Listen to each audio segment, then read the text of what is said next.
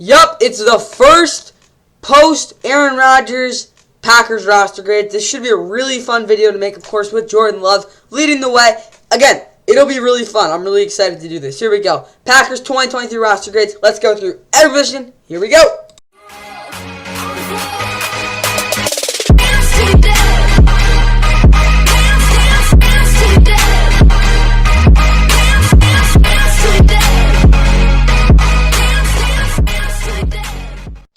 And with that, what is going on, guys? Welcome back to the Fun NFL. Of course, please like and subscribe. I hope you guys enjoy the Green Bay Packers 2023 roster grades, of course. Coming off an 8-9, very mid-blah season, of course. They lost 5 straight after starting 3-1. Aaron Rodgers was not himself. He threw 12 interceptions. Of course, they downed him in the offseason for like a first-round pick, basically. And yeah, Jordan Love's the guy now after waiting 3 years. And I'm gonna be honest, is it gonna be a three-peat for Hall of Fame quarterbacks? We'll get to see, because Jordan Love could be here for start here for another 15 years, which would be pretty awesome. Will he? I don't know yet. We'll see. I'm confident that he'll be decent, but again, there's just an unknown there. But either way, guys, let's get right into Jordan Love in this quarterback position. Let's go. Of course, we'll talk about Jordan Love in a second, but first, I'm gonna talk about Alex McGough. Of course, the Birmingham Stallions USFL quarterback. He made some insane throws in the championship. Again, you didn't see, there was one throw he made. It was just amazing, like on the run, without setting his feet, just a perfect throw. It won him the championship. So Alex McGough getting a shot in the NFL, see what he can do. Sean Clifford, you could have a worse back. Of course, he played at Penn State. He was decent in preseason. Yeah, he had one pick six, but outside of that, the other reception was just basically an arm punt. But either way, Sean Clifford basically started 4 years at Penn State. He was, I would call him an average starter. He won some big games, but against the best teams, he just didn't play that well. He's not the most talented quarterback. He can run a little bit. He's got a decent arm, which I'll give him. He can make a good amount of throws. His overall pocket presence is not great. His progressions are pretty bad. His accuracy is hit or miss. But yeah, Sean Clifford, I think he'll be a solid back in the league, because that just fits him. Jordan Love, of course, is expected the franchise guy for them.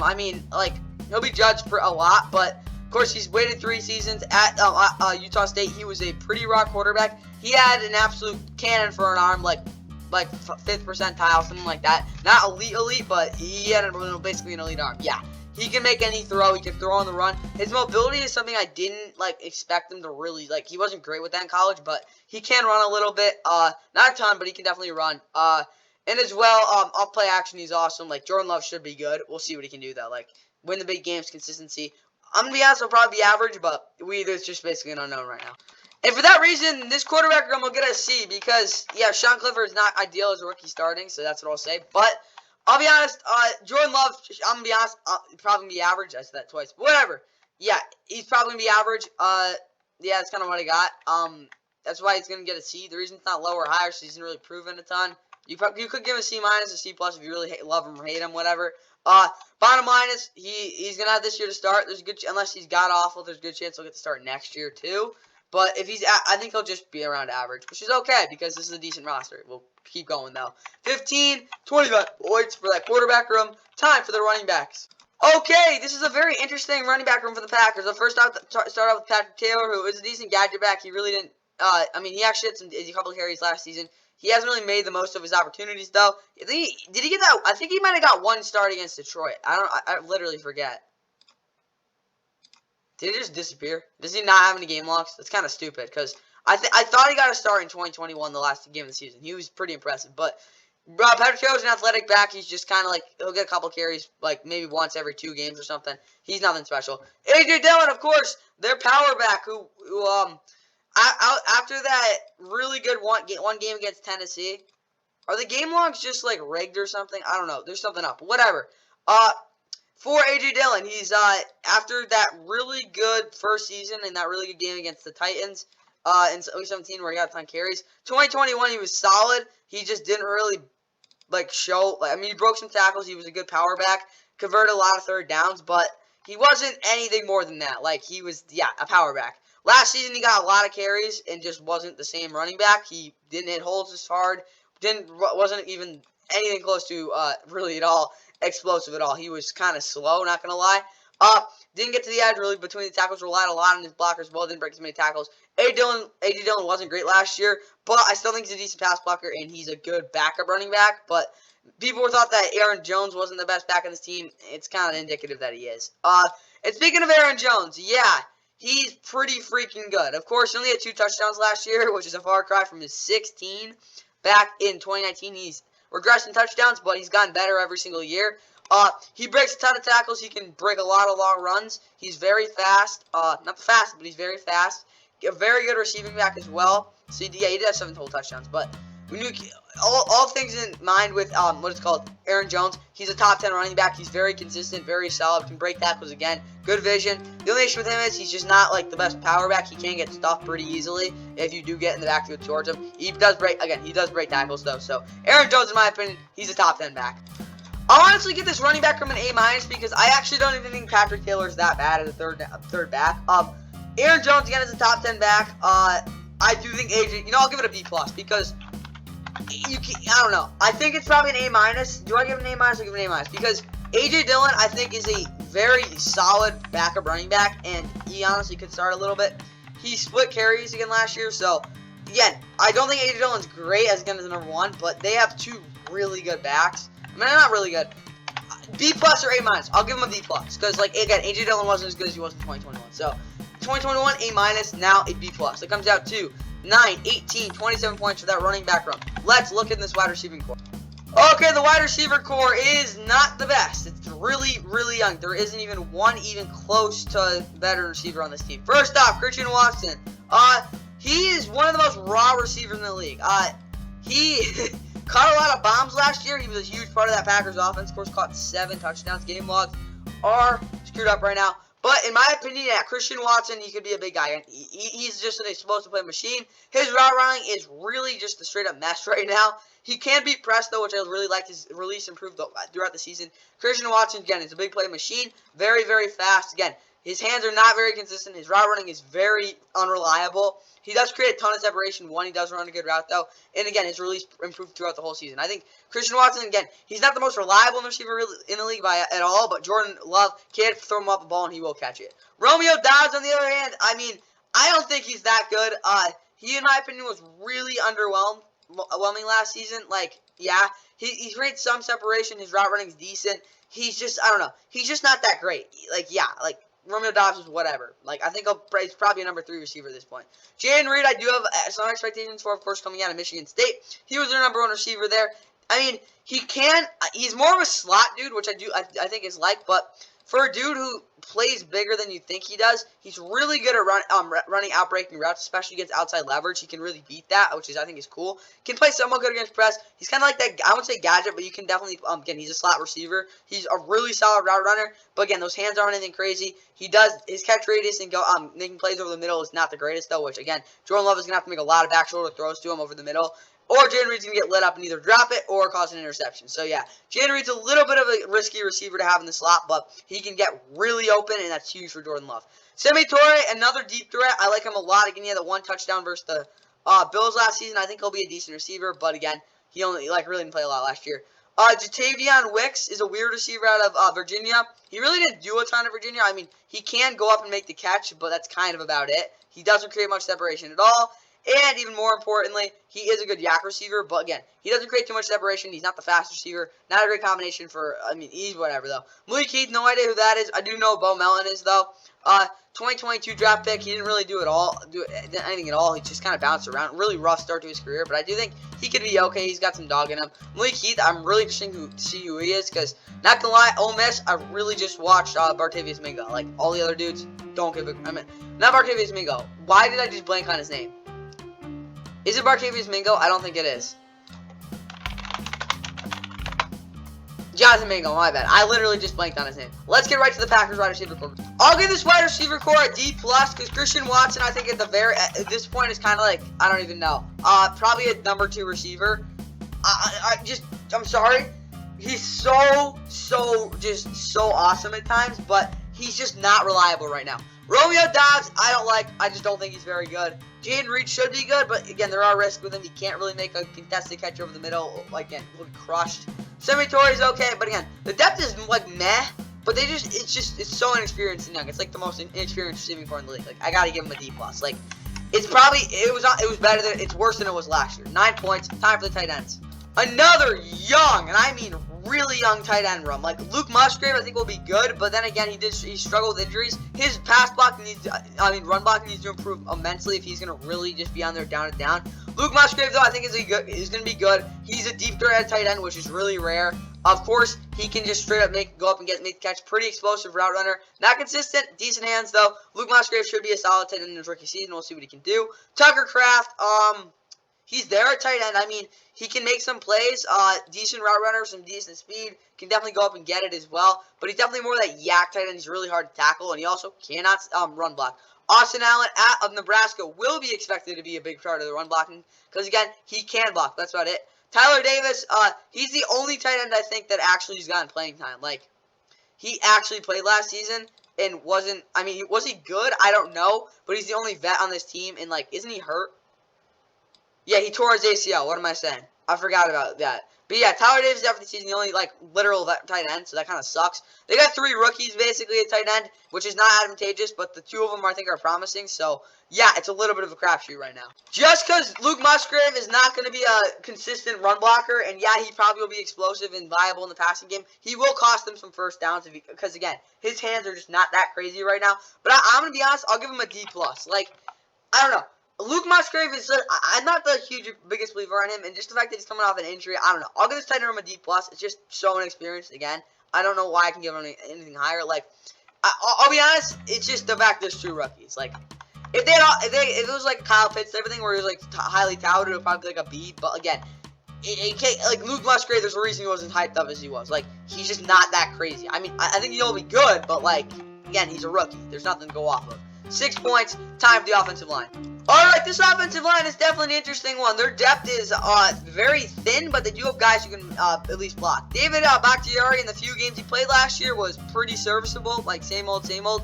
Basically, since that torn ACL in 2021, 2020, he hasn't been healthy, but before that, he was probably the best guard in the league. So, yeah, David Bakhtiari's due. Wait, what the heck? Why is Joshua DeGuara there? Like, he's actually played. I'm confused. I'm still going to give it, like, I don't even know. I don't know what the heck we're doing here. You know, I'll move it to a C-. So, because, no, keep it a D+. Yeah, David Bakhtiari is a good left tackle. Like, really good. Rasheed Walker, 7th round pick out of Penn State. What is he? He's not a rookie. What am I saying? Rasheed Walker's an interesting player. He started there. He was kind of average, but he does have some good intangibles, so we'll see what he can do. Elgin Jenkins, again, struggled with injury last season. Did he get a season-ending one? Whatever. Very solid left guard, very versatile. Not the most dominant blocker by any means, but he's hard to get around. Josh Myers had a decent rookie season, in my opinion, by all means. He did struggle a little bit at the beginning, but he definitely got better as the season went on. Jake Hansen, very prototypical backup center at Oregon. Like, he's whatever. John Runyon's not very good, but he's kind of, like, I mean, I'll be honest, kind of average. Royce Newman, backup. Zach Tom, he's starting over Josh Nijman, which I think is a little weird, but Josh Nijman, at his very best, was below average starting for Aaron Rodgers. Zach Tom, though, I think is very interesting, very athletic, but he definitely has a lot of work to do in pass blocking to really get to a level where they can rely on him to really set the edge in that run game. I mean, because if he's not going to do anything in pass blocking, he's a weak link there. Again, the defensive line will just tee up on him, and he won't be able to get to the edge where he's really dominant. So, yeah, this offensive line is definitely interesting, but it's definitely not the deepest. I'll give this offensive line a B. I'm going to be honest, I think it's solid. The starters, again, aren't the best, but I like what I've seen. Again, Elgin Jenkins and David Bakhtiari are back. Again, this should be a good offensive line. The depth is honestly worse, even though it's, like, kind of messed up right now. Honestly, I don't know what the heck to give this tight end run, because, like, again, they've got 2 rookie tight ends that'll be good. I don't know what the heck's going on with Joshua DeGuara. I'm going to keep it at a D+. Like, I'm going to be honest, like, I don't know what the heck's going on at tight end. It's just, like, an absolute circus. So, the offensive line, though, back to that, again, they got, continuity's kind of there. They've got guys who've played, they've shown what they can do. Again, Josh Myers should be solid at center again. So, I think their offensive line's fine. It's, again, the good thing about it, though, is that they have stretches where they're really good, and they like, specifically in pass blocking, which I think is huge. So, I'll be honest, they've shown a lot of good signs, so I'll give them 6, 12, 16 points for that offensive line. Let's talk about his overall offensive grade. And his offense actually falls into a D+, which obviously is not where they are. I'm going to be honest, I'll give this offense a C-. Yeah. No, I'll give him a C. Because, I think it falls in line because this offensive line should, I'll give him a C minus because Jordan Love, again, is still an unknown. This weapon group is just straight up unreliable at this point because it's a bunch of young dudes that, yeah, that's how I'll put it. Offensive line and running back room are pretty good, which does keep it from a D, but this offensive line, which is not like average, the offense would be in like this range because I do think this year the Packers offense will be like kind of borderline, like at best they'll probably be like a good offense, but there will be games where they just get absolutely their butts kicked because these receivers cannot get open. The tight ends just don't know what the heck they're doing, and the running backs just get teed off on, and then the offensive line just has to do a lot of work, which I'm gonna be honest, the offensive line is gonna be a big part of this offense if they're gonna be successful this year. Jordan Love again is gonna have to be big, but these receivers and these tight ends, they're gonna have to step up this season again. It's just the weapons just are not very good, so that's why they get the C minus overall grade here because it's not there. So I want to give them a C, but it's just not there right now. Time for the defense, starting with the linebackers. Of course, the Packers do run a 3-4, my bad. So I can literally just talk about these dudes. Let's first start off with Devondre Campbell. Of course, that all-pro season back in 2021, where he was insane. He was really good in coverage, made a ton of tackles, really good in run defense. Last season, maybe not the same. He got injured a little bit, but he still had pick 6. He was still really solid in coverage. Maybe missed a couple tackles here and there. Wasn't as dominant or as dynamic in the run game, but I do think Devondre Campbell is still a top 15 linebacker. Quay Walker was honestly just dead average last season. He did make a lot of good tackles, though. Some rookie mistakes, yes, but again, it was really just the fact that in coverage, he just wasn't that good. He wasn't terrible, but, again, in man, just didn't really see a lot from him there. But overall, Quay Walker had a decent rookie season. Eric Wilson will be relied on a lot, probably, in my opinion. I don't know what they're going to use him for, because he's been a backup for most of his career. But last season, they used him a little bit on third down. I do expect, again, he that one season in 2020 where he started, which he was kind of horrible in coverage, but since then, they really haven't had to use him much there. I do think he'll be relied a lot on third down, though, to kind of just basically filter in with the running backs, because he can at least cover those guys. Isaiah McDuffie, not going to lie, he had that one game last season where he was really good and just overall. I think it was against the Commanders. But outside of that, Isaiah McDuffie's a backup linebacker. He's not bad thing. He's just not, talented enough to actually start. So, Tariq Carpenter's okay, too. Aaron Mosby should be decent when he does play. So, I'll be honest, this is a pretty solid linebacking core. I'll give this linebacking core a B because Devondre Campbell's solid. I do think Quay Walker should be at the very least be average. The depth is decent as well. So yeah, this is a pretty good linebacking core in my opinion. Is it the best in the league? No, but it's definitely something you got to pay attention to. So it's definitely a good group. So I'll give that to 6, 12, 9, 18, 24 points for that linebacking core. Time for the defensive line. Alright, okay, let's first start out with Kenny Clark. Of course, he is not as elite as he used to, again, he wasn't as good as he was in 2021 by any means last season, but Kenny Clark's still really, really good because he has the 4 sacks, but he definitely didn't get as much pressure as I'm used to seeing from him for a guy who's a really good nose tackle. But Kenny Clark's still a very, very, very good interior defense, IDL. Definitely still top 10, but just wasn't that top 5, the number 1 nose tackle in the league we saw for about 3 or 4 years around here. Because he's very underrated, but just wasn't as dominant or getting as much consistent pressure last season. But again, was still really good in the run game. TJ Slayton, he's just not a starter. I'm sorry. I've seen a little bit of him. Yeah, last season he was okay, but he gets some penetration, but he gets absolutely no pressure. He's just a brick in the run game, when it comes to pass rush. And in the run game, I mean, he does create kind of a stone wall a little bit, but TJ Slayton is just, I don't know. I don't want him starting. And then Devontae Wyatt, who had kind of a weird rookie season, just kind of a backup, but he's definitely talented for sure, but he just hasn't really shown the consistency or the motor to really get the full-time starting job. He's gonna get it this year. We'll see what he can do. Carl Brooks, not gonna lie, I only saw one game of him at a Bowling Green. I forgot who they played. I think it was Michigan State or something. But yeah, Carl Brooks is very just mid. That's what I'll say. He played well in college. He was definitely a standout, but he's just not the greatest. Jonathan Ford, I like him as a backup nose tackle. He's okay. Chris Slayton is kind of okay. He's definitely more of a pass rushing type of dude. That's at least what he was when he got drafted by the Giants. But since then, he's kind of bounced around the league, and it's kind of a bum at this point. So I mean, the depth is definitely not the best, but this defensive line is a little underwhelming.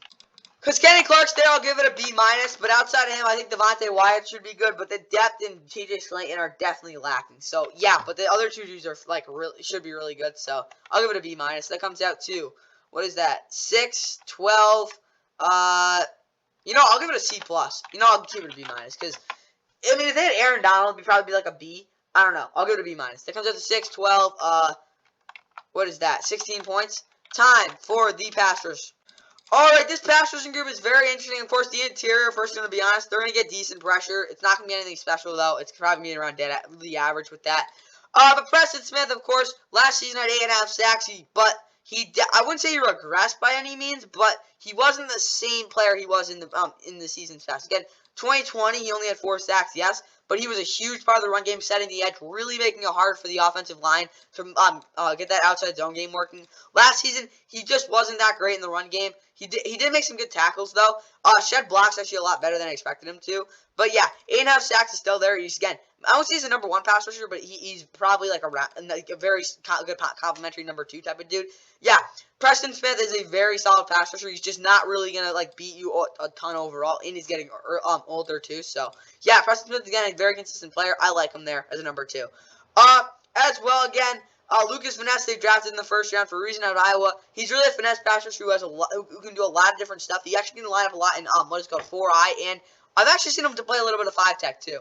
But, he's actually not your prototypical edge rusher, which I think is a little weird. But for a dude who's very athletic, I do think you could move him around a lot. Very versatile, but that he isn't the greatest in the run defense either, though. Kingsley, Anegbear, yeah. Kingsley Anegbear is actually a really weird player because last season, he had 31 tackles and 3 sacks, but he got absolutely dominated by some tackles. It was kind of embarrassing, but yeah, he's Kingsley Anegbear is definitely a weird player, but I do think he could be decent. Justin Hollins, former Ram, kind of a bum, yeah. Rashawn Gary, of course, the best, probably the most promising player on this defense. Before he got hurt, he had 6 tackles last season. I think he tore his ACL, something like that. He really screwed up his knee. Really solid 2021, though.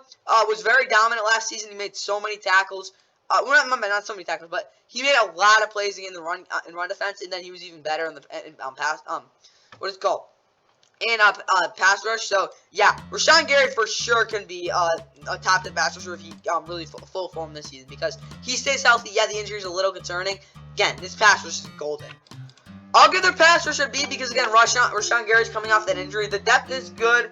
I'm not gonna give it a B+ because the interior pressure is just not good enough where I can give him that. Preston Smith isn't a number 1 pass rusher. I mean, that's what I've got there. Definitely fell off towards the end of the season, so I'll give him a B. I think it's a little bit fleecing, but if they can definitely get in that B+ range. But this pass rush is never an A-tier pass rush. It really has never been. Outside of maybe 2020, but again, since then it's been good, but it's never been that great. So that comes out to 12-24. Comes out about 32 points. Let's get into the cornerback. All right, first with Jair Alexander. Yes, yeah, he has some battle with some injuries, but after he really bounced back after Wait, I forgot how he got hurt against the Steelers. Let me look this up.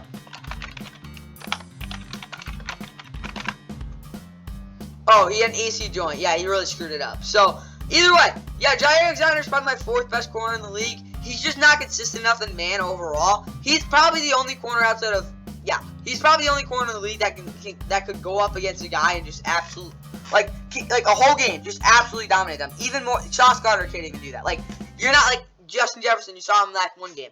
He didn't make a single, like, literally could not get open. Jair Alexander is the only man-to-man corner in the league that can do that anymore. Jalen Ramsey used to be able to do that, but he's just not as good a man anymore. But he's just inconsistent outside that. His zone coverage is kind of putrid. He's not great at reading the quarterback, but yeah. Straight up, man-to-man, he's awesome. He's very fast. I mean, Jair Alexander, again, is just inconsistent, but can be just the best corner in the league. Keyshawn Nixon, honestly, wasn't that bad when he actually got some snaps last year in the slot. Is he a guy you don't want to see there? No, he's one of the best. He's probably the best returner in the league right now. But yeah, like, he's ridiculous. But Keyshawn Nixon, for sure, definitely a better returner, but he can still, I mean, He's okay in coverage. Rasul Douglas, he's been a corner started the past 3 years. Past 2 years with the Packers. Last season definitely took a step back overall. He definitely struggled a little more, but he still was pretty good. Definitely better in zone. His man coverage was a little lackluster, but he still was I think a solid dude. Eric Stokes, really good second season. Again, he was on the PUP list, which is a little concerning, but we'll see. Really stepped it up last season. 9 games he played, he really got hurt, battled some injuries, but I think he played well in those games. Again, promising rookie season as well. I'm really excited to see if he can play a full season and get back to the way he was playing last year and the year before. So yeah, Shamir Jean-Charles, backup corner. He's burnt toast when he plays. I'm sorry, but yeah, Shamir Jean-Charles is just there. Carrington Valentine, I don't want to see him, or Corey Valentine. So yeah, I mean, they've got some dudes, but he actually looked well in preseason for a rookie. But yeah, at Kentucky, he just wasn't that crazy. He was their number 1 corner, but I don't think he was as good as people would actually like hype him up to be.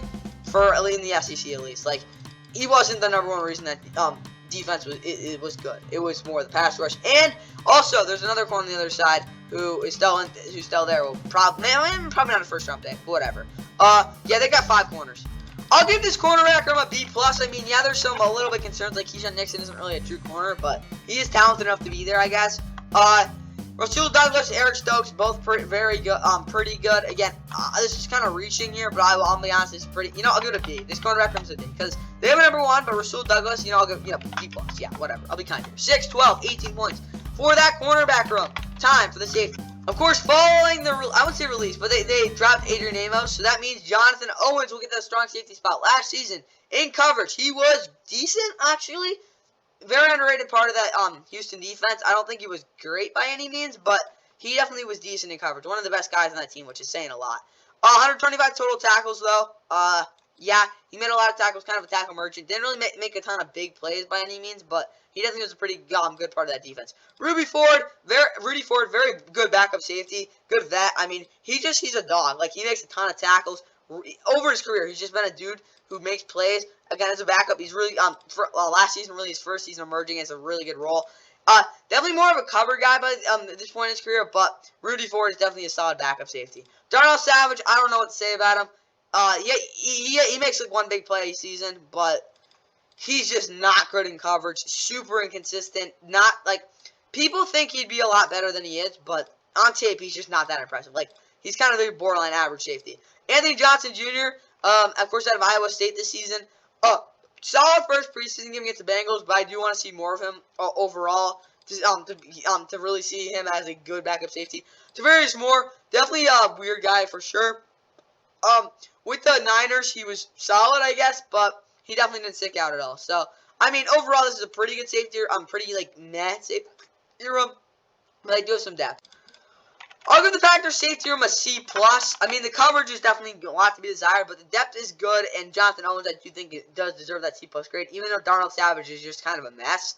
I'll give him a C+. I think this is a pretty good safety room. That comes out to 18 points. Let's look at his overall defensive grade. If this defense, their overall grade comes into the C+ range, I'll give them a B-. I think this defense is decent. The only issue with them is that they got a lot of guys coming off injuries, and their run defense does concern me a little bit, which I do think will come back to bite them for sure. Because they really, outside of probably Kenny Clark, they really don't have a true bona fide run defender, like, up the middle, that can just straight up stuff plays. Because, I mean, yeah, Kenny Clark's there, but I'm not going to be, I'm not going to be fooled. But this defense just isn't, like, I don't know. Do I give him a B? I'll give him a B-. Just coming off last year, I'll give him a B-. Let's look at the special teams unit now. Okay, this is definitely a special team unit that does need some work. Of course, Andrews Carson is now their kicker, of course, out of Auburn. He's a weird kicker because at Auburn he didn't actually have to kick a lot, and when he kicked, I mean, he kicked a couple bombs, but he definitely wasn't the greatest. I know he has a huge leg, but I want to see if he can be accurate enough first. So definitely a question mark there. Pat O'Donnell is the definition of an average Joe punter. Yeah. Keyshawn Nixon, probably the best returner in the league. Matt Orzik, good long snapper, of course, played for the Rams. Overall, this is a pretty good special teams unit. I mean, like, the actual, like, primary dudes aren't great, but the returner is ridiculous, and they actually have a pretty good coordinated group. Big step up last year overall as a special teams unit, but I still can't ignore the fact their punter is just average, and their kicker is a question mark, so I'll give them a C. But the return units are elite, so I'll give them, that's why it's in a C. But outside of that, it's kind of a mess. So, yeah, C. That comes out to 5 points for the special teams unit. Let's look at the overall team depth. Alright, look at the depth. Quarterback depth, probably a C-. Running back depth, B, which is kind of weird, but yeah, I'll give them a B. Tight end depth, wide receiver depth, probably like a D+. It's just not there. Tight end depth, actually probably like a C. Wide receiver depth, still a D+, though. Offensive line depth, I give it about a C-. It's not great. So, all things said, I'd probably give it about a C- or like a C. Yeah, probably like a C, because they do have some good C depth. Offensively, they're like kind of an average Joe depth team. Like, it's not a deep team, but they've got some guys at least. Linebacker depth, probably like a B-. It's decent. Linebacker, defensive line depth, probably a C-. Pass rush depth, B. It's yeah, B. Cornerback depth, B. So, safety depth, probably a B as well. Wait, no, B-. So, that comes out to, what is that? Probably around like a, so what do we say? I'd say it's probably like a C, B-. So, a B- and a C brings this depth to around a C+, which I think is fair. The Packers' depth is kind of borderline average, but they do have some positions that definitely boost it a little bit. And, again, if Rashawn Gary gets hurt, I still think this team does have a good possibility of being a solid team overall. But, again, even if they lose like Jordan, again, if they lose Jordan Love, they're probably not gonna be great. But Packers, one way or another, they're a balanced football team. Like, they're really outside again those weapons. Like, this football team doesn't have like an insane position, which I think is good. Like, every position is nice and like clear. It's good. It's definitely a very like, I wouldn't say, again, I don't want to say balanced again, but it's just like a smooth roster. I like what they've got going. So, comes up to about 24 total points. Time for the overall team identity. Okay, offensively, what the heck are they going to do? Well, most of the offense is going to be revolved around the running game, but it's going to be a lot in the running game, a lot of inside pitches, which is kind of a weird design, but they're going to run the ball a lot this season, which I think is going to be good. Matt LaFleur realized last season that when they didn't run the ball a lot, well, their offense kind of sucked. So, yeah, they're going to run the football. Jordan Love's going to get on the run a lot of play action on third down. I do think Matt LaFleur is going to drop some hard throws for him to make, but he has the arm talent to do it, so that'll be good. Again, this receiving core does have a challenge, but on play action, they do have a really high good potential because Romeo Doubs is good enough to make a lot of plays underneath. Jaden Reed's a really good separator as well as, again, his check down mag and stuff like that. And again, Christian Watson and Sammy Torrey can be over the top. So, yes, this wide receiver core isn't exactly talented, very inexperienced at this point, but they do have a pretty versatile group. Tight ends will be able to make plays as well. The offensive line will be able to block. So offensively, I do like what they're going to do overall. The only thing is they can't get away from that running game, so I'll give them about a B. I do think I actually am pretty confident what they're going to do, even though they have, again, an unknown quarterback. Linebackers. And looking overall at this defense, what they're going to do, it's going to be a lot on the secondary. There's going to be a lot of man-to-man with these corners, but the safeties just can't give up big plays over the top. Again, even if this defense's pass rush is kind of average, which isn't going to happen, I'd rather them have an average pass rush and a really good, like, solid run defense this season. Their defensive coordinator, Joe Barry, is going to really have to focus on that run defense this season because last season it just wasn't good enough. So, for this defense, I have a good idea what they're going to do, but I don't know if they're going to lose touch with it if they can't stop the run. So, I'll give them a C+, which means their overall team identity will become to about a B-. They have a lot of good coaches. This team, I think, again, it's balanced enough. They're not going to get up or over down, stuff like that, which is kind of gibberish, but whatever. They're not going to get too high. They're not going to get too low. They should be around right in the middle, which is where the roster kind of sits right now. So, I like what's coming on here. So, B- overall, grade for that team identity. I think it's a pretty good set there. So, that comes at the 15, 30. 35 points for the identity. Let's look at the overall Packers 2023 roster. And this roster falls right into a C+, which I think is where they're fair. I mean, there are very good cases for why they should just be a dead average roster, but this team still has a lot of good players. Like, defensively, they've got a good bunch of group. There isn't a bad part of this football team, again, outside of the weapons. And, yeah, there isn't a great part of this football team, but I'm going to say it again. It's a balanced roster. There isn't a big hole. Yes, do they only have one receiver who can consistently beat man coverage? Yes, probably, but Jaden Reed can do it. Yes, do they not really have an established tight end? Yup. But I'll be completely honest, I think this is a decent roster. Is it the best roster I've seen? Absolutely not. Is it the worst? Probably not either. So, C+, 255 total points for the Packers roster. Very moderate. I like what I've seen here. Now let's go to the team where they dumped Aaron Rodgers to. Yep, that's next. Hope you guys enjoyed the Packers 2023 roster grades. See you in the next one. But a win for Denver, they feel like they're right back in this thing. Second snap for Denzel Mims. He's in there. They go to the run game. Oh, look at the speed of Breece Hall. again! Breeze Lightning, 62 yards for the touchdown. And look at how they move. You remember earlier I talked about those big dancing bears up front offensive line? Well, it wasn't just them, because downfield, number